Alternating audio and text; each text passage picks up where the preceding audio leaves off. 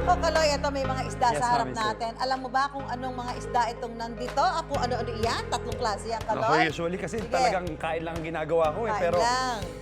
ito, nakain ko na yan ng grilled. Ay, ano yan? Pampano. Very good. Tama ba? Tama ko na natin Tama, ako. pampano. Ayan. Bukang kailangan ko pa Ito- ng lesson. ito Ito ba yung- yan tawag dyan? Bisugo at saka tawilis. Ano mga naluto dyan, Mami So? Aba, ito paksiw yan. Ito paksiw. Ito yung lulutong sa dahon ng saging. Naku! Ang sarap niyan. Naku, Pinangat. Kailangan ko matikman yan sa Kaya farm ni Mami ay So. deep fry na tawilis. Ako mo, Balutong. kailangan ko pa ng lesson para mas maging matinik sa pamamalengke. Aya, edi magpaturo na tayo sa expert. Ayan, Chef JR, good morning! Yan, isa pang kabisadong ano. Isado niya ng palengke. Anong type A ng blessed isda yung morning, katabi Ma'am mo? Susan, Brother Kaloy. At eto, kung expert at expert lang din, nandito nga tayo ngayon sa Mega Q-Mart kung saan mamimili tayo at para pagtuloy-tuloy nga ng pamimigay ng Palengke Edukasyon kasama si Master Palengke Edukasyon and ang ating kaibigan si BFAR NCR Regional Director, Ma'am Noemi Lanzuela. Ma'am, congratulations kasi po from today hanggang March 14, nagse-celebrate po kayo ng inyong 5th founding anniversary. Ayan mga kapuso. Ma'am, bukod po sa, syempre sa mga ginagawa ninyong pagbibigay ng food safety and handling information tips, bibigyan nyo din po ang ating mga kapuso ng tips para malaman, paano ba nila malalaman na fresh ang kanilang isda? Ayan. Okay. Eto Una, po. magandang umaga po sa ating lahat. Yan. Ito mga ating Chef bangus. Jay. Ito po ang ating isda. Para malaman na sariwa pang isda, una, titingnan natin kung ang hasang nito ay namumula-pula. Hasang, check. Oo. Yan, Okay, check. maganda, maganda. Check, oo, Okay. namumula-pula. Alright. At ang pangalawa naman ay titingnan natin yung mata. Kailangan Okay. malinaw, nangingislap siya. Glossy, Kung no? ang hasang ay mapula, dapat hindi mapula po yung Tama. mata ng isda. Okay. At pangatlo, titingnan Alright. naman natin yung texture. Yung texture Ano ng pong isda. dapat na texture ng Dapat, isda natin, hindi ma'am? siya malambot. Ano pa siya? Pag tinusok natin, Pag tinusok nagbabounce. natin, oo. Okay. Yan. Hindi siya malambot.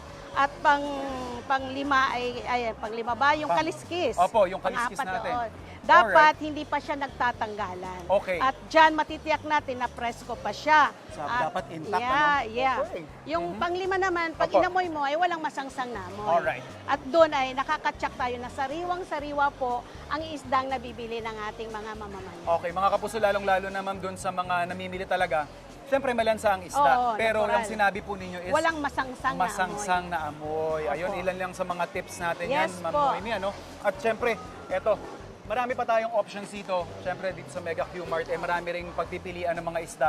Pero this morning, bukod sa information na binibigay ng ating mga kaibigan from BFAR NCR, Ma'am Noemi, ipagluluto rin natin ang ating Ay, wow. mga kapuso ng Yes. vegetarian dish na saktong-sakto sa panahon ngayon, ang kinamantisang bangus. Bangus. Yes, ma'am. Okay. Napili ko po ang dish na kinamatisan ngayon dahil murang-mura po ang kamatis at yung kagaya ng napili natin na bangus na medyo stable naman po ang presyo. Opo, opo. So for our kinamatisan dish, ito lang yung ating stock. So we have here our broth with tomatoes and onions na pinalalambot. Ganito po ako kasi magluto ng kinamatisan natin.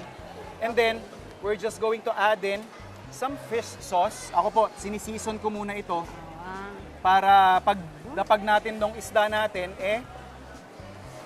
masarap na siya Sarap agad. na. May Opo. lasa na kaagad. Yes, ma'am. And then we're gonna put in our bangus. Bangus. So vegetarian ito, Ma'am Noemi, kasi Oo. for rough estimate ko na mga nasa 120 or 150, makakapagpakain May ulam na na. po tayo ng up to 4 persons. Yes. And then lagay din tayo ng sili. Sili, pampagana. Yes. Tsaka may konting aroma na binibigay yan.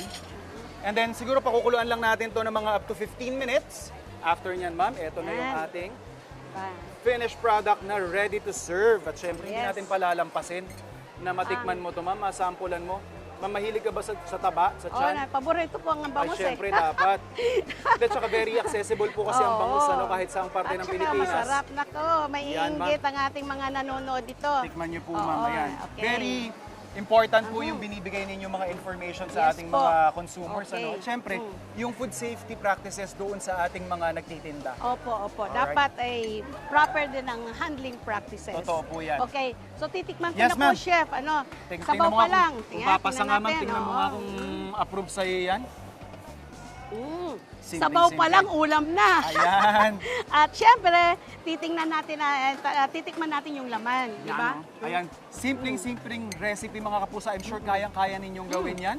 Ma'am Noemi, syempre, sa mga masasaya pang palengke adventure, laging tumutok Ano na? sa inyong pambansang morning show kung saan laging una ka. Sa Unang hirit!